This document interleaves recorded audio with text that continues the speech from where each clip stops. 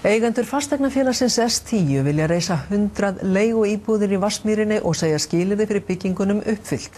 Þeir undra sig á seinagangi borgarinnar í málinu en formaður borgarráðs segir lóðina sem ræðir falla undir fyrirhugaða skipulagssamkeppni háskólasvæðið og það Hrund Þórsdóttir sem segir frá. Deilur framtíð þessara lóðar í Vatnsmýrinni við Sturlugötu 8 hafa staðið yfir í nokkur ár. Eigendur fasteignafélagsins S10 vilja byggja hérna 100 leiguíbúðir en grænt ljós hefur ekki fengist til þess frá Reykjavíkurborg. Árið 2008 gerðu S10 ehf og framkvæmda og eignasvið Reykjavíkurborgar samning kaup byggingaréttar en þá stóð til að stækka hús Íslenskrar erfðagreiningar. Borgarráð staðfesti ekki samningsgerðina og lauk málaferlum með dómsátt þar sem borgin viðurkenndi forgangsrétt S10 til lóðarinnar með þeim fyrirvara að skipulagi Vatnsmýrar yrði lokið.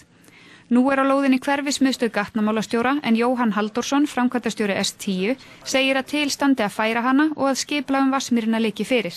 Í kjölfar þess þá viljum við byggja hér í búrhúsnæði og við erum búin að leggja fram erindi fyrir borgarráð þar sem við óskum eftir því að fá heimild til að byggja hér 100 íbúðir. Jóhann vísar í nýleg orð Dags B. Eggertssonar, formanns borgarráðs þörf á leiguhúsnæði í borginni. Við erum tilbúin og við bíðum bara eftir því að hann standi við stóru orðin og úthlúti okkur þessari lóða endanlega þannig að hér geti hafist framkvæmdir.